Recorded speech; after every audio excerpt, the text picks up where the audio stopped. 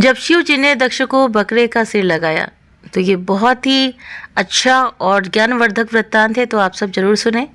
तो ये सृष्टि का नियम है। जैसा कि ब्रह्मा जी अपने बेटों को नहीं समझा पाए, शिव जी अपनी पत्नी को नहीं समझा पाए, तो आप दुखी क्यों होते हैं जब आपकी पत्नी नहीं मानती। ये सृष्टि ऐसे ही चलती है। तो चलिए जानते हैं पूरा वृत्तांत, तो इसको जरूर सुने। जब शिव जी ने दक्ष को बकरे का सिर लगाया, स्वयंभू मनु की 3 पुत्रियां थीं, आकृति, देवहूति और प्रसूति। इनमें से प्रसूति का विवाह दक्ष नाम के प्रजापति से हुआ। दक्ष को 16 कन्याओं की प्राप्ति हुई। इनमें से एक थी सती, जिनका विवाह भगवान शिव के साथ हुआ था। उनको किसी संतान की प्राप्ति नहीं हुई, क्योंकि उन्होंने युवावस्था में ही अपने पिताजी के यहाँ देह का परित्याग कर दिया था। विदुर जी ने कहा, कोई महिला ससुराल में देह त्याग करे तो बात समझ आती है, उसको प्रताड़ना दी गई होगी, लेकिन पिता के घर में आत्महत्या कर ले, ये बात समझ में नहीं आती। मैत्रेय जी कहते हैं, एक बार देवताओं की बड़ी सभा लगी हुई थी। दक्ष जो सती के पिता है, उस सभा के सभापति थे। दक्ष जब सभा में आए, सभी लोग उठकर खड़े हो गए। 2 लोग उठकर खड़े नहीं हुए, ये थे भगवान शंकर और ब्रह्मा जी। दक्ष द्वारा शिव जी का अपमान। दक्ष ने सोचा, चलो ब्रह्मा जी तो पिता हैं, वे खड़े नहीं हुए तो क्या हुआ, पर शंकर जी तो दामाद हैं और दामाद पुत्र के समान होता है।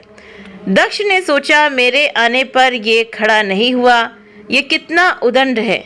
मैंने तो अपनी मृगनयनी बेटी का विवाह इस मरगट लोचन के साथ कर दिया, इसको तो कोई सभ्यता शिष्टाचार ही नहीं। इस तरह से दक्ष ने भगवान शिव को बहुत अपशब्द बोले और खूब गाली गलौज किया। अब प्रश्न उठता है, दक्ष की सभा में शिव जी उसके सम्मान के लिए क्यों नहीं उठे? तो इसका उत्तर है, शिव जी का उद्देश्य दक्ष का अपमान करना नहीं था। वे तो भगवान के ध्यान में ऐसे निमग्न बैठे थे कि उनको पता ही नहीं लगा दक्ष कब आया। जब दक्ष गाली देने लगा तब उनका ध्यान टूटा। तब उन्होंने देखा दक्ष अत्यंत क्रोधित होकर उन्हें गाली दे रहा है। यही है आत्मनिष्ठ महापुरुष की पहचान। अगर अनजाने में कोई मर्यादा का उल्लंघन हो जाए तो उसके परिणाम स्वरूप समाज तो कुछ न कुछ बोलेगा ही। उनके बोलने पर भी महापुरुष की कोई प्रतिक्रिया नहीं होती। इसी तरह यहाँ भी दक्ष गाली दे रहे थे। शिव जी अपने ध्यान में बैठे हैं, उनके ऊपर कोई प्रभाव नहीं, ना ही उन्होंने कोई जवाब दिया। जब दक्ष ने देखा कि उसकी गाली देने के बाद भी शिव जी पर कोई प्रभाव नहीं पड़ रहा है, तब उसने हाथ में जल लेकर शाप दे दिया, आज के बाद किसी यज्ञ में तुम्हारा हिस्सा नहीं होगा। भगवान शिव तब भी कुछ नहीं बोले। दक्ष ऐसा शाप देकर सभा से चला गया। नंदीश्वर द्वारा दक्ष को शाप। उसके बाद नंदीश्वर को क्रोध आ गया। उन्होंने दक्ष को शाप दे दिया, मेरे आराध्य को अकारण शाप दिया तो इतनी देर से मैं कर रहा है।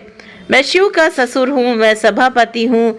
अगले जन्म में इसको बकरे का जन्म मिलेगा, फिर जीवन भर मैं करेगा। ये बात हम सबके लिए है। यदि हम ज़्यादा मैं करते हैं तो अगला जन्म किसका मिलेगा? बकरी या बकरा बनना पड़ेगा। नंदीश्वर ने दूसरा शाप ब्राह्मणों को दे दिया, तुम लोग दक्ष जैसे दुष्ट के यहाँ यज्ञ करने आए हो, तुम्हारी विद्या केवल जीविका के लिए रह जाएगी, तुमको ज्ञान कभी नहीं होगा। तो भृगु ऋषि द्वारा गुणों को शाप। अब ब्राह्मणों के गुरु भृगु ऋषि बड़े क्रोधित हुए। वो बोले, हमने क्या किया, हमें तो अकारण ही शाप दे दिया। उन्होंने भगवान शंकर के गुणों को शाप दे दिया। जितने भगवान शंकर के भक्त हैं सब पाखंडी हो जाएंगे, ना स्नान करेंगे, ना ठीक से पूजा करेंगे, भांग खाएंगे और हड्डियों की माला पहनेंगे। तो ये सब चीजें तामसी हैं। आज जो हमें शिव भक्त गांजा पीते, शमशान की राख लपेटे, हड्डियों की माला पहने दिखते हैं, वे शाप के कारण। भगवान शंकर तो एकदम सात्विक हैं, क्या वे अपने भक्तों को इन तामसिक प्रवृत्तियों के लिए अनुमति देंगे? उन्होंने अनुमति नहीं दी। ये तो भृगु जी का शाप लगा हुआ है। भगवान शंकर ने देखा शापा शापी पड़ रही है, अब यहाँ से चलना ठीक है। उन्होंने गणों को संभाला और कैलाश चले गए। दक्ष द्वारा यज्ञ आयोजन। तो दक्ष ने कनखल क्षेत्र में यज्ञ का आरंभ किया, जो कि हरिद्वार में है। उसने ऐसा दुराग्रह किया कि यज्ञ में मैं विष्णु की तो पूजा करूंगा, पर शिव जी की नहीं। देवों ने उनसे कहा कि तेरा यज्ञ सफल नहीं होगा, फिर भी उसने दुराग्रह से यज्ञ किया। इस तरह दक्ष ने भगवान विष्णु, ब्रह्मा जी और देवराज इंद्र को निमंत्रण दिया, पर शिव जी को निमंत्रण नहीं दिया। सती एवं शिव जी संवाद। हरिद्वार में कनखल नामक स्थान पर यज्ञ का आयोजन है। सारे देवता कैलाश पर्वत से होकर आ रहे हैं, तो सती और भगवान शंकर को प्रणाम करके जा रहे हैं। सती ने पूछा, कहाँ जा रहे हो? उन्होंने कहा, तुम्हारे पिता के घर यज्ञ है और तुम हमसे पूछ रही हो कहाँ जा रहे हो? देवता चले गए। इधर सती ने भगवान शंकर से प्रार्थना की। बोलने में तो चतुर हैं। कहती है, प्रभु आपके ससुर के यहाँ इतने बड़े यज्ञ का आयोजन हो रहा है। ये भी कह सकती थी कि मेरे पिता के यहाँ यज्ञ हो रहा है, अर्थ दोनों के एक ही हैं। लेकिन सती कहती हैं, आपके ससुर के यहाँ जिससे आपका संबंध ज़्यादा जुड़ जाए तो शायद चल पड़े। तो बोलने की चतुराई है। भगवान शिव मौन है, वे जानते हैं क्या घटना हुई है। बताने से सती को सिर्फ दुख ही होगा। सती कहती हैं, निमंत्रण नहीं मिला, इसलिए शायद आप जाना नहीं चाहते हैं। तो शास्त्रों में विधान है, गुरु के यहाँ, पिता के यहाँ और मित्र के यहाँ बिना निमंत्रण के भी जा सकते हैं। जब सती भगवान शिव को शास्त्र का विधान बताने लग गईं, तो भगवान शंकर को हंसी आ गई। भगवान शंकर सोचने लग गए, सारे संसार को उपदेश मैं करता हूँ, आज ये सती मुझे शास्त्र का विधान बता रही हैं। शिव जी ने सती को समझाया, देवी तुम ठीक कहती हो, गुरु के यहाँ, पिता के यहाँ और मित्र के यहाँ बिना निमंत्रण के जा सकते हैं, पर यदि जानबूझकर निमंत्रण नहीं दिया गया हो तो बिल्कुल नहीं जाना चाहिए, क्योंकि उसके अंदर कोई ना कोई द्वेष है। वहाँ जाने से भलाई नहीं होगी। अतः मेरी सलाह है, तुमको अपने पिता के यहाँ इस समय नहीं जाना चाहिए। इतना कहकर भगवान शंकर मौन हो गए, क्योंकि पता है दक्ष पुत्री हैं, अपनी बुद्धि बहुत चलाती हैं, पता नहीं मानेंगी या नहीं। सती के अंदर द्वंद्व चल रहा था। पति की याद आए तो अंदर, पिता की याद आए तो बाहर। समझ नहीं आ रहा था क्या करूं। ऐसे अंदर बाहर कर रही थी। फिर उनको गुस्सा आ गया। भगवान शंकर की और लाल लाल नेत्रों से देखते हुए बिना बताए चल पड़ी। तो भगवान शंकर ने गणों को आदेश दिया, तुम्हारी मालकिन जा रही हैं, तुम भी साथ में जाओ। नंदी को ले जाओ और सामान भी ले जाओ, क्योंकि ये अब लौटने वाली नहीं है। देखिए, भगवान शंकर अपनी पत्नी को नहीं समझा पाए। आपकी पत्नी आपकी बात ना माने तो दुखी मत होना। सोच लेना, ये तो सृष्टि की परंपरा है। ब्रह्मा जी अपने बेटे को नहीं समझा पाए, शंकर जी अपनी पत्नी को नहीं समझा पाए, तो आप क्यों दुखी होते हो? ये दुनिया ऐसे ही चलती है। सती द्वारा देह त्याग। सती चली गई। भगवान शंकर को कोई चिंता नहीं, वे ध्यान में बैठ गए। अपने पिता दक्ष के यहाँ जाकर सती ने देखा, भगवान शंकर का कोई हिस्सा नहीं था। भगवान शिव का अपराध किया गया है। ये सोचकर सती जी को क्रोध आया और उन्होंने अपने पिता से कहा, मूर्ख पिता, क्या महादेव जैसे देवता दुनिया में हैं? सती ने कहा, दक्ष, तुमको छोड़कर इस विश्व में कौन ऐसा व्यक्ति होगा जो शिव का विरोधी होगा? कोई विष्णु का विरोधी हो सकता है, ब्रह्मा का विरोधी हो सकता है, पर शिव का विरोधी तो रावण भी नहीं था, कुंभकर्ण भी नहीं था, जरासंध भी नहीं था, हिरण्यकश्यपु भी नहीं था। ये सब शिव भक्त थे। शिव इतने दयालु, इतने कृपालु हैं कि अपने भक्तों के लिए अपना सब कुछ दे देते हैं, अपना भी ध्यान नहीं रखते। तुमने उनका विरोध किया। शास्त्र में लिखा है, जहाँ गुरु का और भगवान का विरोध हो रहा है तो कानों में उंगली लगाकर वहां से चले जाओ। जो सुनेगा और विरोध नहीं करेगा उसको भी पाप का भागी बनना पड़ता है। सती कहती हैं, मैं तेरी जीभ तो नहीं काट सकती, पर अब मैं लौटकर कैलाश भी नहीं जा सकती। शिव तो परम दयालु हैं, वे तो स्वीकार कर लेंगे, परंतु दुष्ट दक्ष, ये शरीर तेरा दिया हुआ है। तेरे जैसे दुष्ट के लिए शरीर से मैं वहां नहीं जा सकती। वो मुझे दक्ष पुत्री कहकर बुलाएंगे तो मेरे लिए मरने के समान हो जाएगा। इसके बाद सती ने भगवान शिव का ध्यान किया और यज्ञ की उत्तरी दिशा में बैठकर योग के माध्यम से अग्नि को प्रकट किया और अपने शरीर को भस्म कर दिया। अब तो हाहाकार मच गया। शिव जी के रुद्र यज्ञ का विध्वंस करने लगे। भृगु जी ने देवताओं को प्रकट किया और रुद्र गणों को मार मार कर भगा दिया। तो शिव जी द्वारा वीरभद्र को यज्ञ विध्वंस की आज्ञा। ये समाचार जब नारद जी को मिला, नारद जी ने भगवान शिव को बताया, प्रभु सती की ये दशा हुई है। अब भगवान शिव को रोष आया। शिव जी को अपने अपमान पर क्रोध नहीं आया, पर आज सती का अपमान हुआ तो भयंकर क्रोध आया। उन्होंने अपनी एक जटा उखाड़ी और जमीन पर पटक दी। उससे एक विलक्षण पुरुष प्रकट हुआ जिसके 3 नेत्र थे, भयंकर विशाल शरीर वाला था, हाथ में त्रिशूल लिए। ये वीरभद्र भगवान थे। वीरभद्र ने शिव जी को प्रणाम किया और बोला, क्या आदेश है?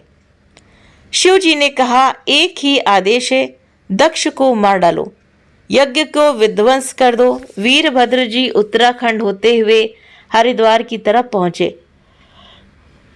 अपराह्न का समय था, दोपहर के 3 बज रहे थे। यजमान लोग विश्रामशाला में थे, पंडित और देवता लोग यज्ञशाला में थे। वहां जाकर वीरभद्र ने यज्ञ को विध्वंस कर दिया। यज्ञशाला के डंडे उखाड़ दिए, बांसों से यजमानों की, देवताओं की, पंडितों की पिटाई की।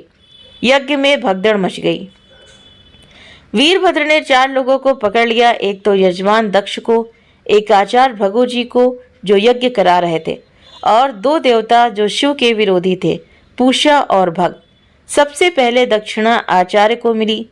शास्त्रों में कहा है आचार्य को डबल दक्षिणा दी जाती है। उनके दाढ़ी और मोक्ष एक साथ उखाड़ दिए, क्योंकि वो अपनी बड़ी बड़ी दाढ़ी फटकार करके शिव जी को सजा देने के लिए इशारा कर रहे थे। अब पूषा के दांत निकाल दिए, क्योंकि जब दक्ष शिव जी को गाली दे रहा था, पूषा अपने बड़े बड़े दांत निकालकर हंस रहा था। इसका अर्थ है यदि हम अपने शरीर की किसी भी इंद्रिय का उपयोग दूसरों के अहित के लिए करेंगे तो वो अंग बेकार हो जाएगा। पूषा ने दांतों का दुरुपयोग किया। भग देवता की आंखें निकाल लीं, क्योंकि वो दक्ष को आंखों से इशारा कर रहा था, और गाली दो और गाली दो। अब वीरभद्र ने दक्ष के गले पर तलवार मारी, पर वो मरा नहीं। वीरभद्र ने भगवान शिव का ध्यान किया और दक्ष की गर्दन मरोड़कर तोड़ डाली, फिर उसके सिर को हवन कुंड में भस्म कर दिया। इस तरह से दक्ष का यज्ञ विध्वंस हो गया। विध्वंस इसलिए हुआ क्योंकि ये यज्ञ धर्म की दृष्टि से नहीं था, ये तो शिव जी के अपमान के लिए था। यहाँ सीखने वाली बात यह है कि यदि किसी कार्य का आरंभ गलत भाव रखकर किया जाए तो वो कार्य सफल नहीं होता है। ऐसे बहुत से काम होते हैं, बाहर से दिखाई देगा जैसे ये धर्म का काम हो रहा है, पर उनका उद्देश्य गलत होने से वो अधर्म का काम होता है। यज्ञ विध्वंस होने के बाद ब्रह्मा जी सभी देवताओं को लेकर शिव जी के पास पहुंचे और उनसे प्रार्थना करने लगे। भगवान शंकर के पिता हैं ब्रह्मा जी। शिव जी बोले, पिताजी आप प्रार्थना मत कीजिए, आप आज्ञा करिए, क्या करना है? तो ब्रह्मा जी ने कहा, देखो यजमान को जीवित कर दो। दक्ष यज्ञ पूरा किए बिना मर गया है।